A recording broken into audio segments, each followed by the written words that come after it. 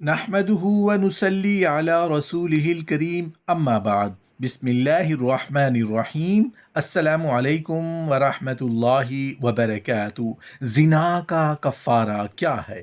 زنا کے بعد اس لڑکی سے نکاح کرنا کیسا ہے؟ زنا کی توبہ کا طریقہ کیا ہے؟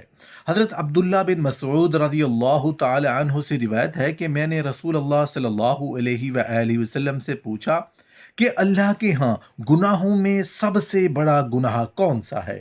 آپ صلی اللہ علیہ وآلہ وسلم نے فرمایا، تو اللہ کے ساتھ کسی کو شریک ٹھہرائے حالانکہ اس نے تجھے پیدا کیا۔ میں نے عرض کیا، واقعی وہ بہت بڑا گناہ ہے۔ میں نے پھر عرض کیا کہ اس کے بعد کون سا بڑا گناہ ہے؟ آپ صلی اللہ علیہ وآلہ وسلم نے فرمایا، اپنی اولاد کو اس ڈر سے قتل کر دینا کہ وہ تیرے ساتھ کھانے پینے میں شریک ہو۔ میں نے عرض کیا، پھر اس کے بعد کون سا گناہ؟ آپ صلی اللہ علیہ وآلہ وسلم نے فرمایا کہ تو اپنے ہمسایہ کی عورت کے ساتھ زنا کرے۔ حضرت عبادہ بن صامت رضی اللہ تعالی عنہ سے روایت ہے کہ ہم رسول اللہ صلی اللہ علیہ وآلہ وسلم کے ساتھ بیٹھے تھے۔ آپ نے فرمایا، بیعت کرو مجھ سے اس اقرار پر کہ اللہ کا شریک کسی کو نہیں کریں گے، اور زنا اور چوری اور ناحق خون جو اللہ نے حرام کیا نہیں کریں گے۔ پھر جو کوئی اپنے اقرار کو پورا کرے گا اس کا ثواب اللہ پر ہوگا، اور جو کوئی کام ان میں سے کر بیٹھے گا پھر اس کو دنیا میں اس کی سزا ملے گی، یعنی حد لگے گی، تو وہی اس کے گناہ کا کفارہ ہے۔ اور اگر دنیا میں اللہ اس کے کام کو چھپا لے تو روز محشر اللہ کو اختیار ہے، چاہے اس کو معاف کر دے چاہے عذاب دے۔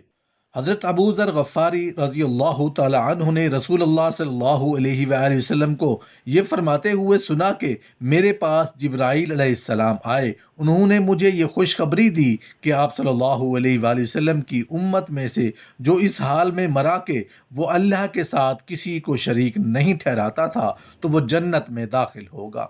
میں نے یہ سن کر عرض کیا، اگرچہ وہ شخص زنا اور چوری کرتا ہو؟ فرمایا، خواہ وہ زنا چوری کرے۔ ایک سوال پوچھا گیا ہے کہ اگر کسی لڑکی سے زنا کر لیں اور پھر اسی سے شادی کر لیں تو کیا جائز ہے یا ناجائز؟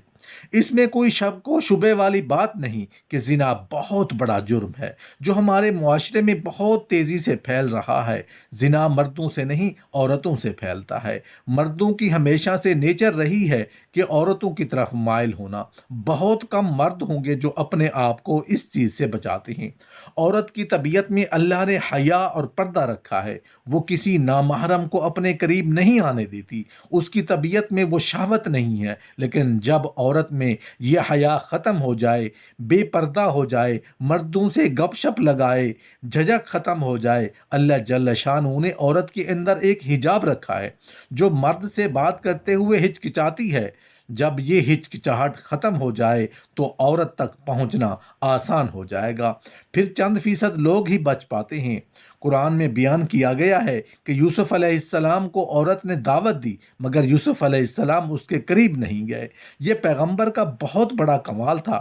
حدیث میں آتا ہے کہ کوئی خوبصورت مالدار منصب والی عورت کسی کو زنا کی دعوت دے اور وہ اللہ کے خوف سے نہ قریب جائے تو ایسا شخص قیامت کے دن اللہ کے عرش کے سائے میں ہوگا۔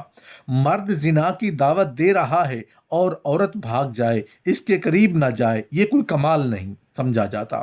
کمال یہ سمجھا جاتا ہے کہ کوئی خوبصورت مالدار عورت کسی شخص کو زنا کی دعوت دے اور وہ اللہ کے خوف سے اس کا انکار کر دے، کیونکہ اللہ جل شانہ نے عورت کے اندر حیا اور شرم رکھی ہے جس کی وجہ سے وہ اتنی جلدی مائل نہیں ہوتی، کیونکہ یہ اس کی نیچر ہے۔ مثلا اگر ایک عورت 100 مردوں کو زنا کی دعوت دے تو اس میں سے 99 اس کی طرف مائل ہو جائیں گے اور ایک مائل نہیں ہوگا، اور اگر ایک مرد 100 عورتوں کو زنا کی دعوت دے تو شاید ایک عورت مائل ہوگی، 99 مائل نہیں ہوگی۔ محترم ناظرین، ایک سوال پوچھا گیا ہے کہ اگر ایک شادی شدہ عورت سے کئی بار مختلف مردوں کے ساتھ زنا سرزد ہوا ہو اور اب وہ توبہ کرنا چاہتی ہو تو وہ اب کیا کرے؟ اس کے ساتھ نکاح ختم ہو جائے گا؟ اس کی توبہ کی کیا شرط ہوگی؟ زنا بہت بڑا جرم ہے، قرآن پاک میں اللہ جل شانہ نے ارشاد فرمایا، یہ اپنی خواہش پوری کرنے کا بہت برا راستہ ہے۔ کنواری لڑکی کا زنا کرنا جرم ہے، اور شادی شدہ عورت کا زنا کرنا تو اور بڑا جرم ہے۔ مرد کا زنا کرنا بہت بڑا جرم ہے، اور عورت کا زنا کرنا اس سے بھی بڑا جرم ہے۔ اللہ جل شانہ نے جب زانی کی سزا بیان کی ہے تو عورت کا ذکر پہلے کیا، حالانکہ قرآن ہر چیز میں مرد کا ذکر پہلے کرتا ہے اور عورت کا بعد میں۔ چور کے ہاتھ کاٹنے کی بات آئی تو اللہ جل شانہ نے فرمایا، چور مرد کا بھی ہاتھ کاٹو اور عورت کا بھی ہاتھ کاٹو۔ جہاں زنا کی بات آئی وہاں اللہ جل شانہ نے فرمایا، زنا کرنے والی عورت کو بھی 100 کوڑے مارو اور مرد کو بھی۔ یہاں عورت کا ذکر اس لیے پہلے کیا گیا کیونکہ عورت میں زنا کی رغبت کم ہوتی ہے اور اس میں حیا بھی ہوتی ہے، اس کے باوجود اس کا زنا کرنا یہ بہت بڑا جرم ہے۔ مرد کا زنا کرنا بھی بہت بڑا جرم ہے۔ اللہ جل شانہ نے زنا کی سزا دونوں کی ایک رکھی، لیکن عملی طور پر دونوں کے جرم میں فرق ہے۔ اللہ نے سزا ایک کیوں رکھی ہے؟ یہ اللہ کی حکمتیں ہیں، اللہ ہی بہتر جانتے ہیں۔ اگر شادی شدہ عورت زنا کرے تو یہ اتنا بدبودار جرم ہے کہ قرآن کہتا ہے کہ اگر یہ ثابت ہو جائے گواہوں سے اور اقرار سے اور ایک مخصوص طریقے سے تو ان کو زمین میں گاڑ کر پتھروں سے ہلاک کرو۔